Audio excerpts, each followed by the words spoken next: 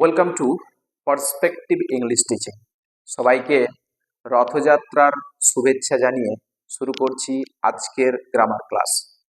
Narration change আমরা শিখেছি, প্রত্যেকটা বাক্যের ন্যারেশন চেঞ্জ করেছি। Assertive, imperative, interrogative, optative, exclamatory, simple, complex, compound সমস্ত বাক্যের ন্যারেশন চেঞ্জ করেছি। কিন্তু ইম্পারেটিভ সেন্টেন্সের একটা পার্টের কথা আজকের ক্লাসে আলোচনা করব। দেখো টাইটেলটা দেখো, যেটা আমি হেডিং এ দিয়েছি, narration change imperative sentence beginning with let. এই লেট শব্দটা যোগ করা ইম্পারেটিভ সেন্টেন্সের ন্যারেশন চেঞ্জ সম্পর্কে আজকে আমরা জানব। একটা স্ট্রাকচার বলছি, ভালো করে আগে খেয়াল করো। Let plus subject plus main verb object, এটা ইম্পারেটিভ সেন্টেন্সের স্ট্রাকচার। ইম্পারেটিভ সেন্টেন্স, এই যে স্ট্রাকচারটা, এই স্ট্রাকচারটাকে একটু বোঝার চেষ্টা করো। এই যে লেট কথাটা রয়েছে না, এর মধ্যে বিশেষ অর্থ আছে। প্রস্তাব, আর একটা হলো পরামর্শ। প্রস্তাব আর পরামর্শ এছাড়াও কিছু মিনিং আছে। রিকোয়েস্ট বোঝায়, রিকোয়েস্ট অর্থাৎ অনুরোধ।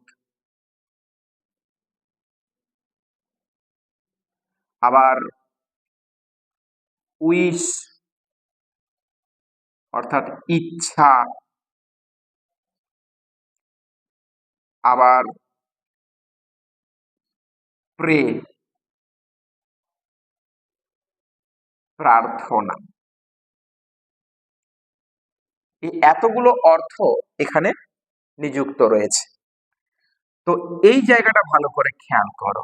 লেট এর দ্বারা যদি প্রস্তাব বা পরামর্শ, এই দুটো মিনিং আসে, প্রস্তাব আর পরামর্শ, তখন ন্যারেশন চেঞ্জ করার জন্য প্রথম যে কাজটা আমাদেরকে করতে হবে সেটা হলো রিপোর্টিং ভার্ব। রিপোর্টিং ভার্ব কি থাকতে পারে? সে থাকতে পারে, সে টু থাকতে পারে, সেড থাকতে পারে, সেড টু থাকতে পারে। যাই থাকুক না কেন, রিপোর্টিং ভার্বটাকে পরিবর্তন করে আমাদেরকে লিখতে হবে প্রপোজড। পিআরও পিও এস ই ডি। আমি টেন্সটা পাস্টে বলেছি, প্রেজেন্ট ফর্ম হলে পিআরও পিও এস ই, প্রপোজ। দুটো টেন্স এইখানে বলে দিলাম, এটা প্রেজেন্ট, এটা হলো পাস্ট। এই দুই ক্ষেত্রে প্রস্তাব পরামর্শ। এবার আমি প্রপোজড বা প্রপোজ এর দিক থেকে আর একটা অর্থকে এখানে আমি ক্যারি করব, পরামর্শ বোঝালে। এটা তোমরা সাজেস্ট কথাটা ধরতে পারো, S U double G E S T E D, suggested. আমি টেন্সটা চেঞ্জ করেই বললাম সাজেস্টেড। প্রেজেন্ট টেন্স হলে সাজেস্ট কথাটা লিখবে। নেক্সট 2 নম্বর কাজ হলো লিঙ্কার। লিঙ্কার, লিঙ্কার হিসাবে আমরা দ্যাট ইউজ করব, ভালো করে মনে রাখো, দ্যাট ইউজ করব। এবার 3 নম্বর কাজ হচ্ছে লেট শব্দটাকে তুলে দেওয়া।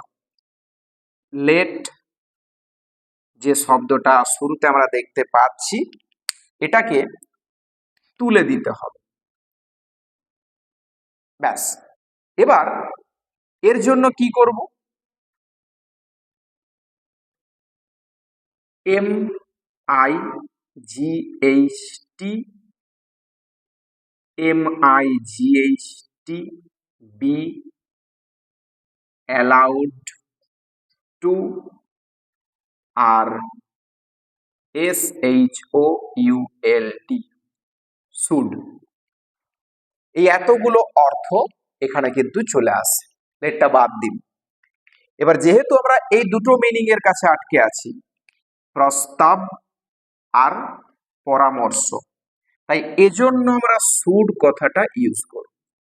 প্রস্তাব আর পরামর্শের জন্য শুড ইউজ করব। বসাবো কোথায়? সাবজেক্ট এর পরে। এটা কিন্তু ভালো করে খেয়াল রাখ, সাবজেক্টের পরে শুড কথাটা বসাবো। এবার এই যে তিনটা শব্দ এখানে রয়ে গেল, অনুরোধ, ইচ্ছা, প্রার্থনা, এর জন্য কি করব? প্রথমে রিপোর্টিং ভার্ব এগুলো থাকতে পারে, এর জন্য আমরা এগুলোকে রিপোর্টিং ভার্ব হিসেবে কাজে লাগাবো। রিকোয়েস্টেড বা উইশড বা PRAYED, এগুলো রিপোর্টিং ভার্ব হিসেবে কাজে লাগাচ্ছি। লিঙ্কারের ক্ষেত্রে সেম, লিঙ্কারের ক্ষেত্রে আমরা দ্যাট ইউজ করব একই রকম ভাবে। থার্ড যে পার্টটা আছে সেটা হলো একই রকম, লেট শব্দটাকে বাদ দেওয়া। তার পরিবর্তে যে মিনিং গুলো আসে সেটা হলো এই দুটো মিনিং, মাইট আর মাইট বি অ্যালাউড টু। যখন এই রিকোয়েস্ট কথাটা বুঝতে পারবে মিনিং হিসাবে, তখন দেখবে মাইট বি অ্যালাউড টু ইউজ করতে হচ্ছে। তাহলে এই হলো রুলসটা। এই রুলসটাকে কাজে লাগিয়ে এবার এই পাঁচখানা বাক্য একটু ট্রাই করে দেখি যে ঠিকঠাক রুলটাকে কাজে লাগাতে পারছি কিনা। First one, she said to me, সে আমাকে বলেছিল, লেট আস সিট হেয়ার, চলো আমরা এখানটায় বসি। ভালো করে খেয়াল করো, রিপোর্টিং ভার্ব আমাদের চোখের সামনে জ্বলজ্বল করছে, সেড টু। এখানে লিঙ্কার বসানোর জায়গাটাও আমরা বুঝতে পারছি, লেট শব্দটাও আছে, আর লেটের পরে আস আছে, এটা সাবজেক্ট, সিট হচ্ছে মেন ভার্ব, আর হেয়ার হচ্ছে অবজেক্ট। এবার আমাদের পরিবর্তন করার পালা। তার আগে দেখে নিতে হচ্ছে কোন মিনিংটা এখানে কাজে লাগছে। সি সেড টু মি, সে আমাকে বলেছিল চলো আমরা এখানটায় বসি, তাহলে আমাকে প্রস্তাব দেওয়া বোঝাচ্ছে। আমি এখানে প্রস্তাব মিনিংটা বুঝে গেলাম। এবার রিপোর্টিং ভার্বটা আমি কি করব? প্রপোজড। তাহলে she PROPOSED, proposed me. Linker হিসাবে তো বলাই আছে THAT, দ্যাট। এবার লেট শব্দটা কিন্তু এখন আমাকে বসানো চলবে না, বলেছে কোথায়? সাবজেক্টের পরে।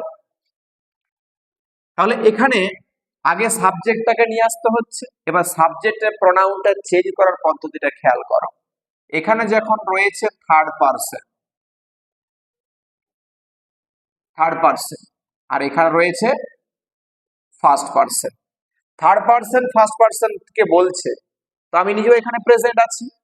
তাহলে মেয়েটা আমাকে বলেছিল চলো আমরা বসি, তাহলে কারা বসবে?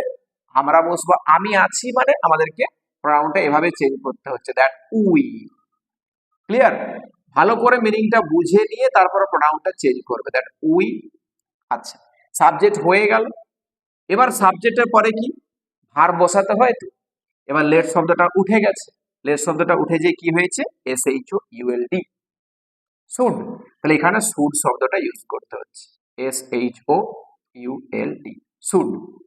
এবার মোডাল ভার্বের পরে মেন ভার্বের কোনো টেন্স পরিবর্তন হয় না, এগুলো আমরা প্রিভিয়াস ক্লাসগুলোতে দেখেছি।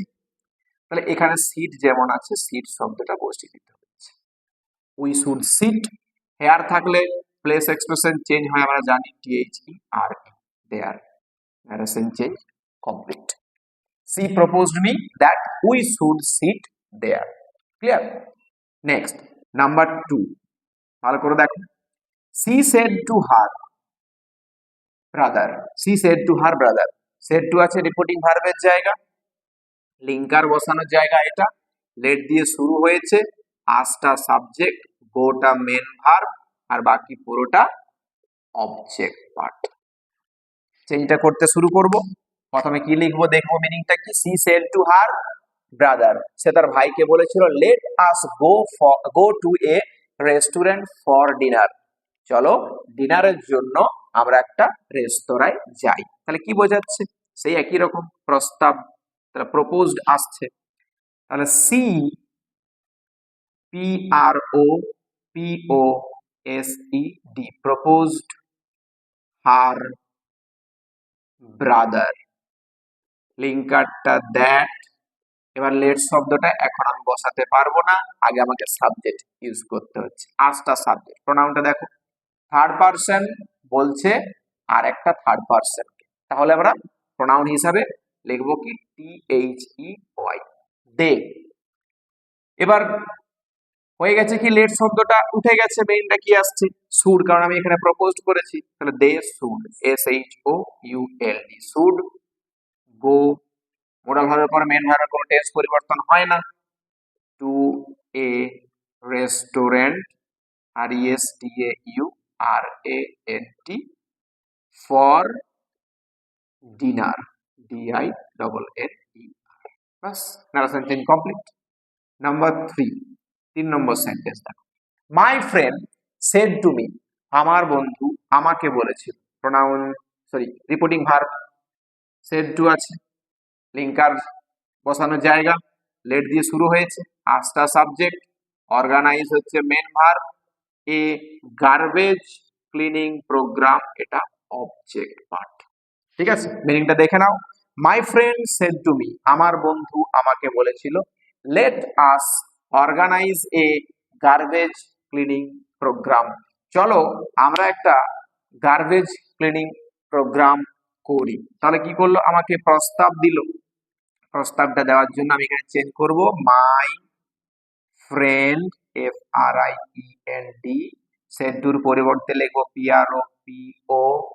PROPOSED, proposed me, that linker বসে গেল, লেট শব্দটা এখন বসাতে পারছি না, সাবজেক্টটা চেঞ্জ করব। তাহলে my friend third person, first person আমাকে বলছে, তাহলে আমরা প্রোনাউন এখানে উই লিখবো, উই। এবারে শুড লিখতে হচ্ছে, লেটটা উঠে গেছিল, SHOULD, শুড, মোডাল ভার্বের পরে মেন ভার্বের টেন্স পরিবর্তন হয় না, organize a garbage, GARBAGE, garbage, CLEANING, cleaning, PROGRAMME, programme. তাহলে my friend proposed me that we should organize a garbage cleaning program.